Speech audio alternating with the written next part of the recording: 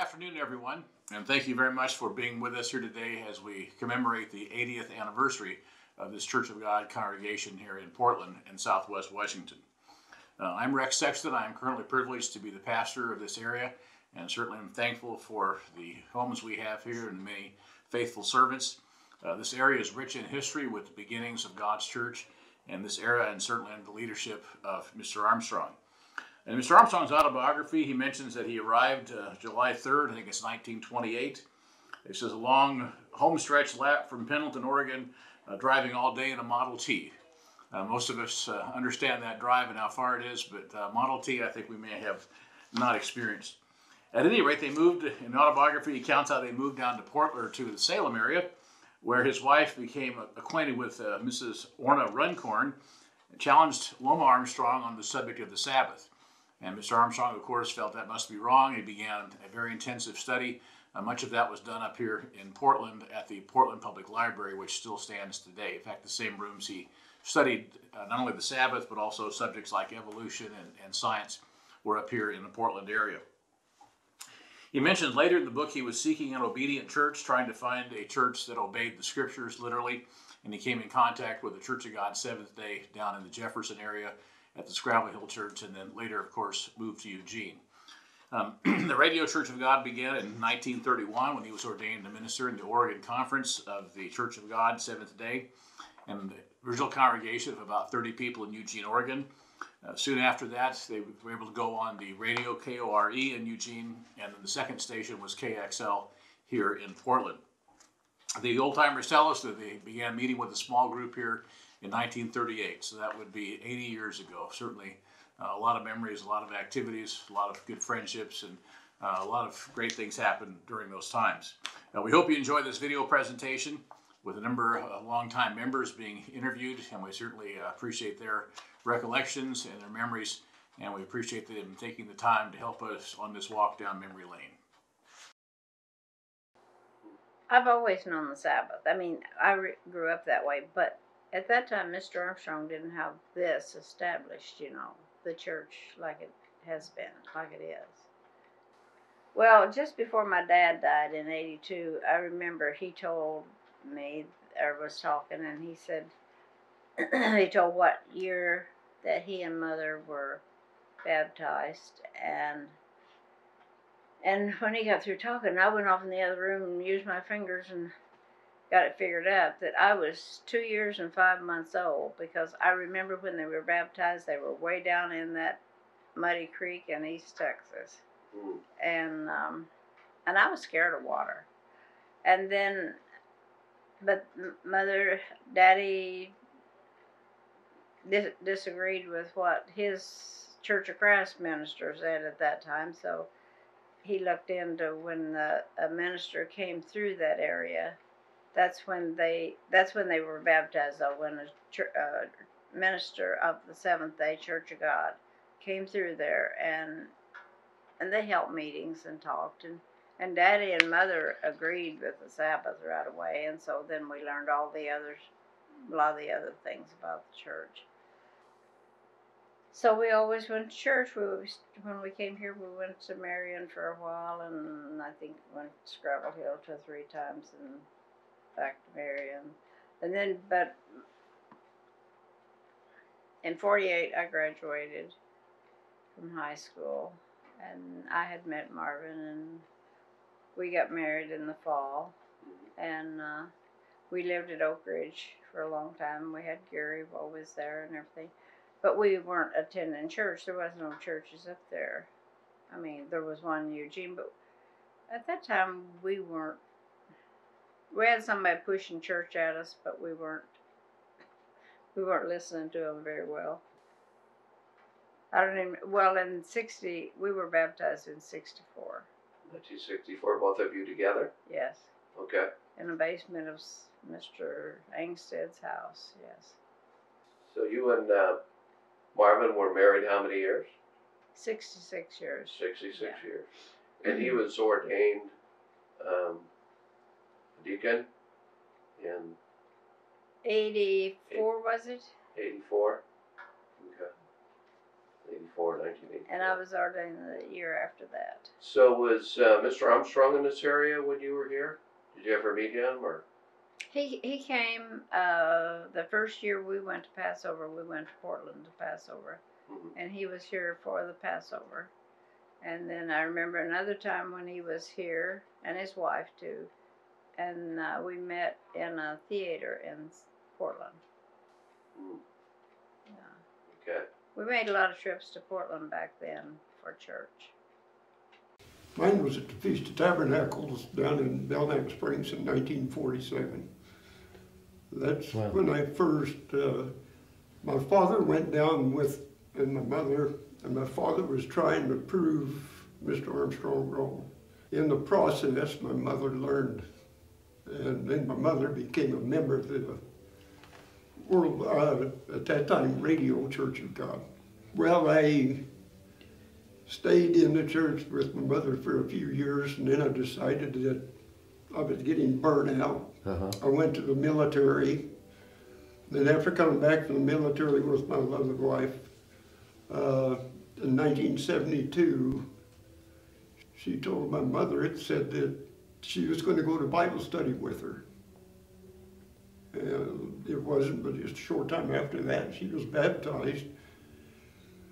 And I figured, well, I might as well go along with us. So in 1975, I become a member of the, baptized as a member of the World Life Church of God. My story is quite unique. I was raised in Louisiana.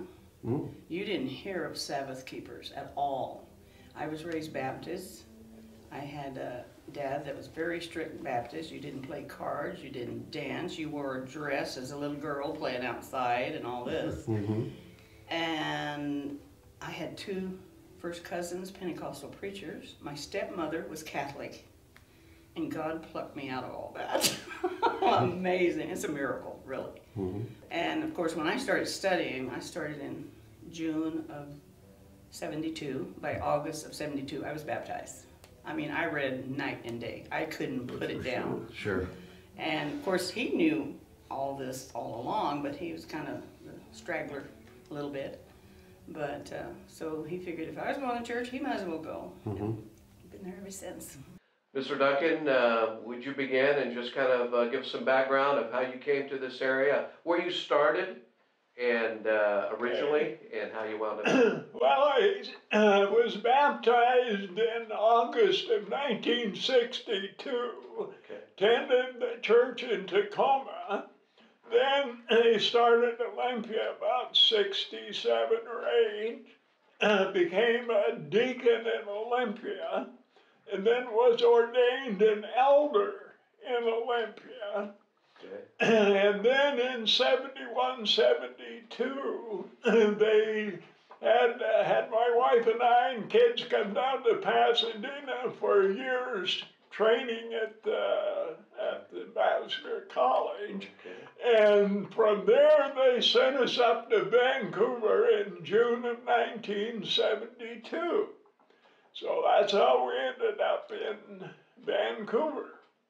And at that time, there were two churches, one in Vancouver, one in Portland. Vancouver included Northeast Portland and North Portland at that time.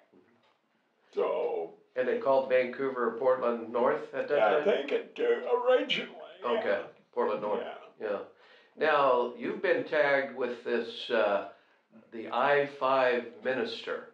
Yeah, how did you get that tag? Well, other elders and pastors were jealous because I got to stay up here in the Northwest. And of course, Vancouver, then in Everett, Cedar Woolley, then down to Salem and Albany. So all on I-5. Stayed right on the I-5. Right, and all close to our home here. We're from Southwest Washington originally. Oh, okay. Okay. And so you retired in Salem? Yes. Okay. 1962. No, 82. 80. Good night, 2002. Too many twos in there. Okay. So you started in Well, 62, they sent us here. I was associate pastor Okay, here for a couple of years. Mhm. Ken Swisher was the overall pastor over the area at Okay. that time. gotcha. And then Don Weininger was a pastor I was under in Vancouver. And then they sent him to Spokane, and I became the pastor in Vancouver. Yeah, you were the pastor when I first attended Yeah. in Vancouver. Yeah. Yeah, And then, of course, the church grew. So we lost northeast Portland, still had North Portland for a while.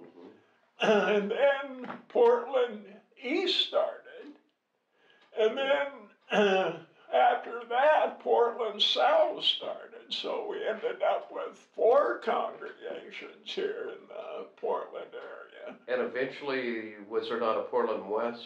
Well, there was West Yeah. when they had East, and they had West, called it West. Okay, yeah, And of course, Portland South was the last one to start, and then Hood River was part of Vancouver. oh, that's right, Hood River, Originally. yes. Originally. And that was a pretty good sized church up there, too. Yeah, Hood River, yeah. yeah.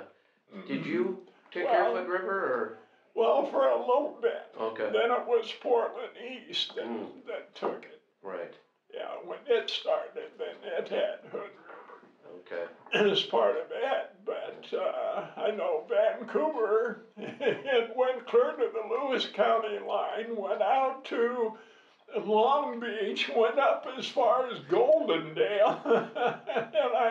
And there's a member down in the Salem area now that we have visited. Originally, she lived in Goldendale. Wow, so- that was quite a trip. Right. To make a trip to Goldendale, yeah. So- Well, you've served many years in God's church, and we appreciate all the service over the years and that you gave to the church. We appreciate that very much. Well, the Vancouver church was a very friendly, very united, very nice, comfortable congregation. Dr. Stout, could you give us some background on yourself and how you came to the church and when you started and how you wound up in this area? Well, I grew up in this area from age 5, out there near Twin Battleground Ridgefield.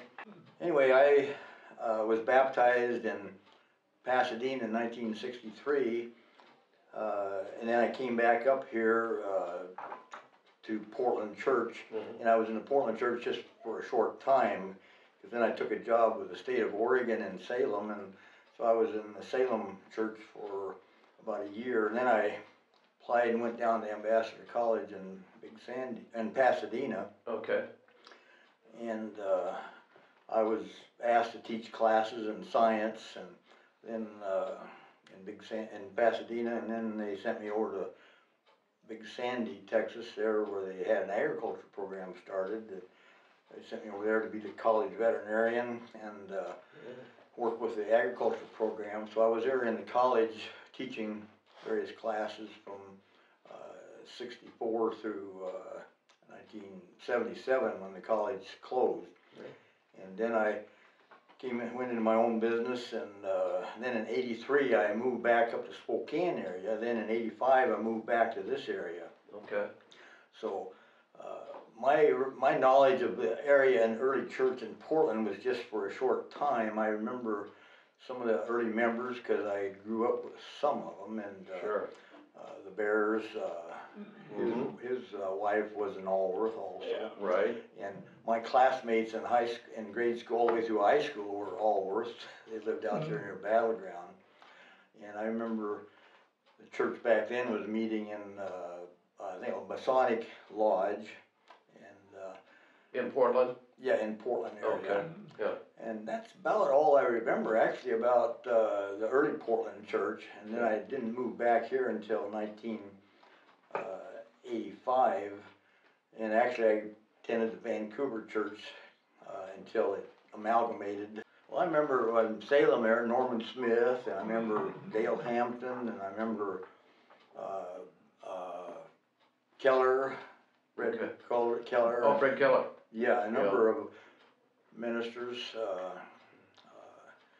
but I just trying to remember who it was in Portland when I first, because I was only here actually for a month. I took a job in Salem with the state. Well, there's definitely a lot of history in this area. Of course, we know that Mr. Armstrong, in the early years, was up in the Portland area. Yeah, he came up there in 35, I believe it was. That's when Crystal Allworth and her sister there came into the church, and they actually even had some of the feasts out there at Louisville Park, Oh, I think Pentecost or something like that. Pentecost, yeah. oh, okay. In some years, which Yeah. I look back and I wish I would have known anything about the church back in those days. I didn't come to learn about it until Yeah. Some of the grassroots days. 1962 is when I first heard. I was back in Iowa and I heard Mr. Armstrong and the World Tomorrow, and that's what caught my attention then. Well, we sit here in 2018, and you mentioned the 60s, and that seems like a long time ago, Yes, right? And then we talk about Mr. Armstrong in the 30s, and how long ago is that, you know? But 80 years, church in this area, that's quite an achievement. It always amazed me, you know, reading his autobiography. He traveled, you know, when he started making broadcasts, he would travel just a mile from my place, going up the old Highway 99. Right. And it amazed me that he was able to do that, because that is an old highway. It was from Mexico to Canada, 2-lane, curvy, and back in those days there, because we would go on that road, there would be Model A's, Model T's, old cars, and how he would ever get up there to do that, because sometimes you get long lines of traffic, you know, and you couldn't pass them because of the curvy road. Getting around, yeah. Ladies first. Oh, put me on the spot. Absolutely. Well, my dad went to visit his mother and help her out, and wound up staying quite a number of weeks, really, when I was about 14. And that's how we became introduced to the church, because unbeknownst to the rest of us, my grandmother, his mom, had been baptized on one of the baptizing tours. And so she had all the literature, and she was listening to Mr. Armstrong every night. So he had 6 weeks of that while he was there taking care of her. And he came home and he told my mother and me that we weren't going to have any more Christmases, which either one of us appreciated or liked, so we had one more lousy one. And then my mom started reading the literature and listening with Dad, and at some point started the correspondence course. And so anyway, no churches to attend, only, and when I was living in Texas, and the festivals, both spring and fall, were held in Big Sandy. Spring holy days, just like the fall holy days, they were kept the same way. So we went down twice a year for that. It was quite enjoyable. And then beginning of my senior year, we actually moved down to the Big Sandy area, and I went to Imperial, and from there I went to Pasadena for college. And there's a long story about how we met. We won't do that here. No. But we married in 1965 and straight into the ministry. Interesting being here for the Portland 80th. Our home area is southwest Idaho. My grandfather was a religious hobbyist. After milking the cows in the evening, he'd turn on the radio and listen to the whole string. He'd listen to A.A. Allen, he'd listen to J. Vernon McGee, he'd listen to Bishop Sheen, and just on and on and on. And Mr. Armstrong was one of them. He'd tell my dad, "You got to listen to that man Armstrong." He says, he makes some sense. So when we visited my grandfather, they'd get in the car, and down the gravel road from the farm, you'd see the dust trail. And then when the dust trail stopped, you know that they'd found a spot where the Mexican station would come in. Half hour later, you'd see the dust trail come back, and they may sit in the farmyard for the next hour just talking. Dad did something about it earlier than Grandpa. In '56, he inquired about Ambassador College, and in the summer of '57, we moved to Pasadena, and he started his freshman year in college. Grandpa was a little slower, but I think it was another year or so, and he and my grandmother were baptized. No church in the area. In fact, at that time, in '55, '56, in Caldwell, Idaho, where my grandfather lived, the closest church was Portland, Oregon. 350 miles away down 2-lane roads through the gorge. So we never got to church until Pasadena. 4 years in Imperial, college for 2 years in Pasadena, then transferred to Bricket Wood. 2 more years there. Diane and I married after the Feast of Tabernacles that year, and began up to Michigan. They sent me to Michigan in August before we married, because I was single, coming out of college, and Frank McCready, the pastor I was working with, was single. They said, single minister, single assistant. When we married, they tried all the way from Texas to Michigan to catch us, to tell us, because somebody said, well, now that Bob's married, he's no use to Frank. He and Diane need to go somewhere else. They tried all the way to Michigan to catch us and tell us, turn the car and go to Alabama. We worked with Frank until December the 6th, got in the car, went down to Birmingham. 6 months in Birmingham, then down to Mobile for 5 years, started the church in the panhandle of Florida. Then up to Birmingham again, now as pastor instead of assistant, and pastoring Birmingham and Montgomery. Columbus for 10 years, 6 years in northern Michigan, then to Seattle for 10 years, then down here since, well, Diane and I arrived in Portland on Y2K. December 1999. December 1999, we were staying in the Extended Stay America Suites near the church at that time down at Harold Oliver, waiting for midnight to see if the world was coming to an end. So we've been here ever since December 31st, 1999. Retired 3 years ago Thursday. When United started, I was pastor in Seattle and regional pastor for the Northwest, so I knew the area. I knew all the Northwestern churches. As chairman in the formative years, you were so busy that pastoring the church really was absurd. So Denny Luker moved up from Southern California. Denny ended up just as busy as I was, so they hired Matt Finchel. And Matt became the pastor, and Denny and I were elders. It was obvious that that was too much manpower for Seattle, and so I got the notice that, look, you've been here 10 years, and of the 3, you're going to be the first one out the door.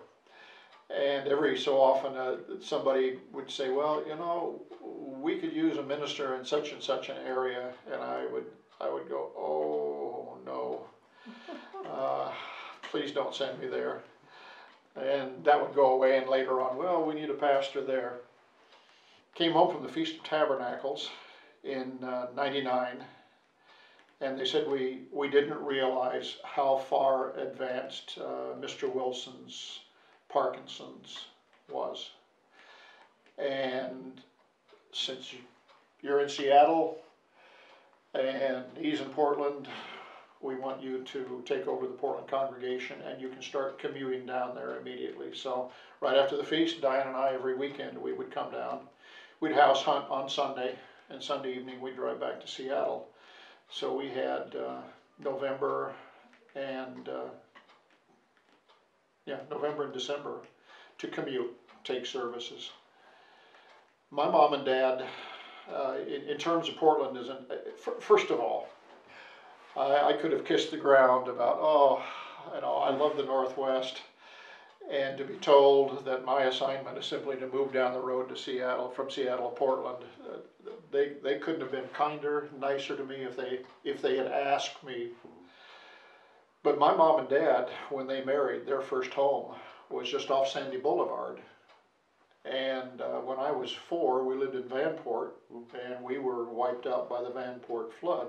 So there, even though I'm not a native Oregonian or Washingtonian, I was born in Idaho, I've got roots. Mom and Dad lived in Orchards for a while. After they married, they lived just off Sandy Boulevard in Portland, and then we lived in Vanport. So pastoring this area, there are tentacles and roots all over the place. Well, it all began back when my grandmother started taking Plain Truth. I guess back then there wasn't really the Plain Truth because it was a newsletter. That was in about 44, 46, along in that area. My parents, not necessarily wanting to accept what my grandmother was teaching or telling them, all of a sudden she realizes, or my mother does, that maybe Mom's got something going here. So around 54, about 53, 54, they started paying attention. 55, we started coming up to Eugene to go to church the first time. And after 55, I go back to 1959 was my first feast in Gladewater, Texas. No, excuse me, 58 and 59. And then in 1960, nobody went to Squaw Valley because that was the Winter Olympics in Squaw Valley. Dad and a gentleman went in 61, and then I went in 62, 3, 4, 5, 6, 7, and then off into the military in 1968. 6 years or 5 years in the military, came back in 1972, tried to go back to church, but just felt so different, so much out of the church, even though I'd stayed in contact through my parents. And eventually I thought, this is not right. I'm playing a game with myself. At the one time that I said I'm going to stay there all through the 2 hours, I finally went out in the hallway and called my brother and said, you got to come and get me. I just don't feel good here. Everybody's looking at me. And one day I just told myself, I either got to get with it or this is never going to happen.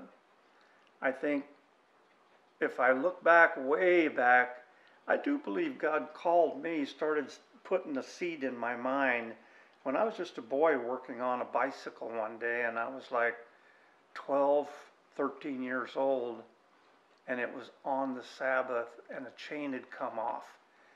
And I got this guilty feeling over me when I realized this is working. And yet, as a small boy, obviously I'm not being called, but God, I think, was planting that seed. In 1977, I was baptized, and from then on, I realized day after day, year after year, feast after feast, that this is where I'm supposed to be. When God seems to call us, He puts something in our heart and our mind that we can't run from anymore. It's there, and it began to haunt me each time I would feel like I'm stepping away from it. There was something that would always pull me back. I wouldn't have seen it in any other way. I look back now and think, where would your lives be had God not opened your mind and given your heart the reason to go forward and stay with it?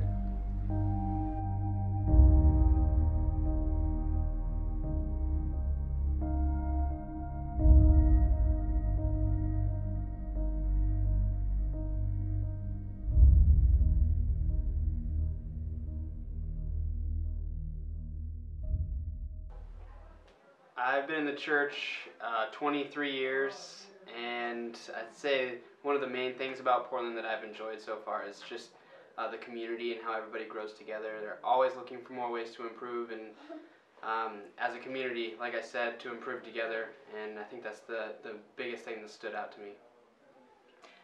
Hi, I'm Caitlin. I've been in the church all my life, and I just recently moved to Portland 3 years ago, since 2015, and what I really like about this area is that the congregation has become my new family since I moved from the Midwest, and they're not strangers anymore.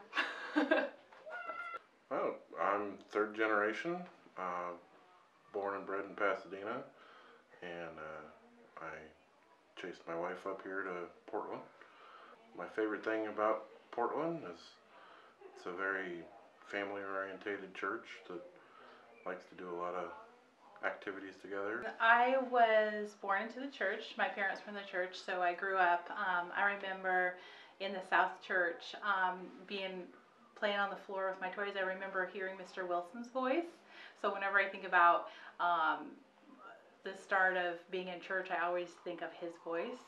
So I've been in the church for a long time, and one of the things I love about Portland Church is that everybody pitches in and everybody participates when there's a need. And I remember all those times when we did the newspaper drives and the fruit drives and just all the different things to help support Northwest Weekend. It was just everybody was there and everybody was participating and helping, and it really felt like a big family. And we have a lot of family generations, so I love that about it. Well, I have been in the church for my whole life, which is pretty great. A highlight every year is the teen camps and the UYC camps, and also I love to help out with the preteen camps as well. That's really fun as a teen. It's really great how Portland and other congregations just are a family, truly a family in every aspect of that. I've been in church my whole life. I was born into it 38 years ago. And I always have loved being in church, and I've grown to understand God's ways and everything like that. And I've made lots and lots of friends growing up through the years, and I've always enjoyed having those friendships and having God in my life and understanding everything about His ways and all of that. Portland church it's good. I grew up in the Seattle area. I kind of miss those guys, but Portland's good. I like it. I am married. We've been married for 13 years now, and we have one son that's born to us, Javen, and then we have a foster child currently. Hopefully it turns into adoption. And we also have 2 adopted daughters that are half-sisters. Coming to Portland was just a big part of my life. I basically recommitted to God and coming back to church. I moved out from Chicago, came to the Portland area in May of 1990, and man, there were 400 people here, and I got to meet a lot of people, and even had a few families kind of adopt me, so it was just quite an honor, quite a blessing to come out here and just find my own family, and it's been my life ever since, really. I don't know, some people say they come to Portland and they don't feel all the warmth that they might feel elsewhere, but I've never felt anything but welcome, and I've absolutely made this my home, and have no intentions of going anywhere else. Came in the church when I was 5, back in Wisconsin. Had a misspent youth in Colorado. I moved here after my misspent youth. When we first moved here, I moved in with the Myers. Kim, Debbie, and JB, and Nikki at the time, Michelle. And our minister was in the South Church, Dean Wilson. So that's what I remember about him. I remember having him for a preacher, and it was amazing. That's all I could say. When people would come and visit, they'd say, man, that guy can preach. So, yeah, Dean Wilson. I like the amount of people that we have here. I'm glad we have a decent-sized church that we have here, where I know that I've been to other church areas where they have 8 or 10 people, and it's nice, but I like it here because we have more of a community of people that live nearby each other.